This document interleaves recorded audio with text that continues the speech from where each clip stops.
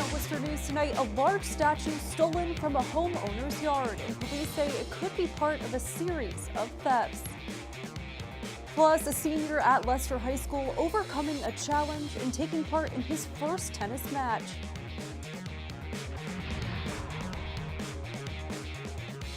Good evening and thank you for joining us. I'm Brittany Schaefer. It's a theft leaving Lancaster police puzzled. An 800-pound statue stolen from a homeowner's yard, done quietly with no witnesses. And police say this isn't the only one missing from the area. Our Rosalind Flaherty joins us live now with the details. Rosalind? Brittany, it's not something police see every day and say others are missing from Dunstable and Fitchburg, and it has left owners heartbroken. This is where Diane Domingo's beloved Greek statue stood. She says someone stole it from her Lancaster backyard this week.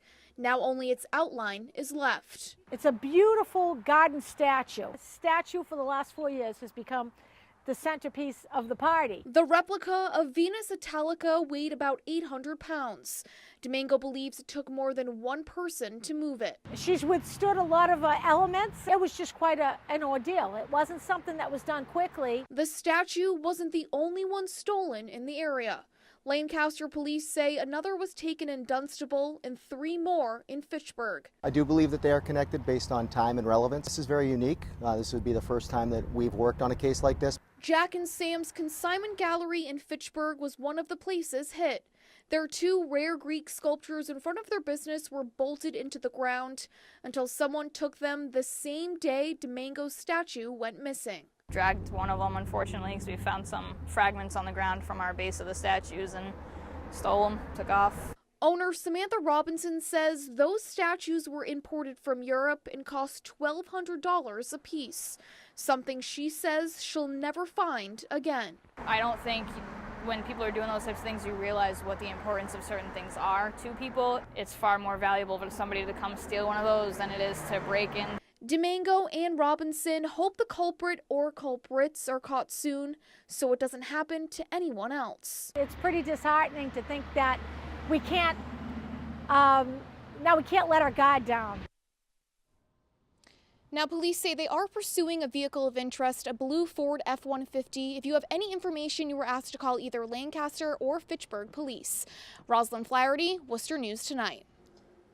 Now to Westborough, where a car burst into flames on the Mass Pike. This happened on the eastbound side around 1 this afternoon and created traffic backup on the highway. The Westborough Fire Department responded. Fortunately, no one was hurt. A bridge and roadway will be named in honor of Officer Ronald Tarentino Jr. He was shot and killed in the line of duty in May of 2016, the Swanson Road overpass at Interstate 290 in Auburn and a stretch of Route 9 in Leicester will be named after Tarentino. He worked as an Auburn police officer for 2 years and in Leicester for 7. Leicester Chief James Hurley says Monday's event will be a bittersweet day. We're going to be dedicating a couple of roadways and a roadway and a bridge in Ron's memory, and that unfortunately brings back the sadness of the event. But it also brings back the great memories of Ron. And while Ron may be not with us and we miss him, it's heartwarming to see his legacy live on through his family. Members of the Auburn and Leicester Police Departments will be in attendance along with local public officials. The dedication begins at 10 a.m. A mother who pled guilty to helping get rid of her child's body has violated her probation. The State Probation Service tells us Rachelle Bond tested positive for drugs earlier this month. Bond is the mother of Bella Bond, the 2-year-old girl who was known for months as Baby Doe when her remains washed up on Deer Island. Rachelle Bond's ex-boyfriend Michael McCarthy was convicted of second-degree murder in the toddler's death. Since February, State Senator Harriet Chandler has been the Massachusetts Senate President. In July, she will be stepping down from the post and continuing her work in the 1st Worcester District. Our Cam Jandro spoke with the senator today. He has the story. Senate President Harriet Chandler admits she's had mixed emotions about her last 6 months in office. It's been exhilarating, it's been frustrating, but it's been very rewarding in many ways to see that things are coming together. The veteran state senator took over the post in the wake of an investigation around Senator Stanley Rosenberg's husband. She says her goal was to bring stability. There was just a lot of uncertainty. We've never been in this position before. And my job was to take away that uncertainty, to keep us moving along. Chandler says as president, she's focusing on health care and housing bills, and the budget will take up a lot of her time for the remainder of her tenure. We're starting our budget on Monday, and that is the biggest thing of the year for us. That's really the values of the Senate, as far as I'm concerned. And the Worcester Democrat is only the second woman to hold the title of Senate president, and first from the city. She hopes she can encourage more women to run for office. I hope there are women, young women out there, and not so young women out there, who are saying to themselves, she can do it, I can do it, I want to get involved. State Senator Karen Spilka is expected to take over as Senate President on July 26th. Chandler says she's looking forward to continuing her normal duties later this year. Well, I represent the 1st Worcester District, which I've been very proud to represent for, this is my 18th year, and I look forward to running and winning again in the fall. And I know where I come from and where I'm returning to. Cam Jandro, Worcester News Tonight.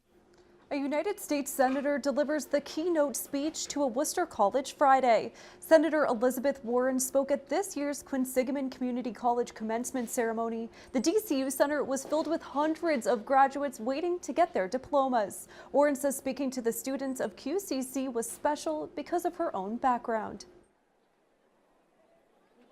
When the president invited me to be here today, I said yes. In part because I went to a commuter school that was a lot like Quinsig. And I know that you are leaving campus with a quality education that will help you take the world by storm. QCC President Louis Pedraja says Senator Warren was chosen because she knows the role a community can play in college community. The 33rd annual Walk for the Homeless stepping off this Sunday in the city. The event will be on Sunday and starts at Elm Park. The 3-mile walk promises family-friendly activities, live music, and Worcester's largest neighborhood barbecue. The walk is hosted by the Central Massachusetts Housing Alliance. Executive Director Grace Carmark says Worcester County continues to see an increase in the number of homeless families, and this event makes a big difference. We raised $130,000 with cash and in-kind donations, so we hope to do that or a little better. Every dollar raised stays right here in Worcester County. Carmark expects more than 1,100 participants. The walk kicks off at 2 p.m. A senior at Leicester High School with autism has been a part of the school's tennis team since his freshman year. Now 4 years later, his dreams are coming true. Matthew Millgate took on his first tennis match Friday. Our Chandler Walsh joins us live now with the details. Chandler? Brittany, Leicester's varsity tennis coach says today was the pinnacle of Matthew Millgate's time on the team. He says the whole school is proud and rallying behind him. It's a big moment for Matthew Millgate. The Leicester High School senior joined the tennis team as a freshman, but hasn't played in a match until now. Very rewarding as a mother. I'm very proud of him, how far he's come. Millgate has autism and took up tennis to improve his social skills. His parents, teammates, and coach have watched him grow, but Coach Tom Bowes says he's done just as much for the team as it's done for him. He, encourages the kids as they're playing. He's an inspiration, and I think kids rally behind that. The school says Millgate makes his peers better players and better people. Bowes calls Millgate the team's lucky charm and part of why they ranked #1 in Central Mass last season. Every time he came, we won, and we were like, Matt, you have to come to the games. The one he didn't come on a weekend, we lost, and we were like, see what I mean? You need to come. It was a special and proud moment for many as Matthew served and swung and gave thumbs-ups. The team says they've enjoyed watching him come out of his shell. Initially, he didn't want to go on the bus, and the first year or two, the bus was a lot with the noises because we'd travel with a couple other teams. The last couple of years, he's come on the bus, he's enjoyed it. Co-captain Ethan Spalding joined Millgate on the court. He says it's an honor to play alongside his friend and be a part of his milestone. This is his spotlight. Like I want it to be all about him. So I'll do my best to help him along the way, but this is his. Millgate also received this year's Athletic Director's Award for his contributions to the team. Adding to the success, he'll be attending Worcester State next year for graphic design. Brittany? What a great story. Thank you, Chandler.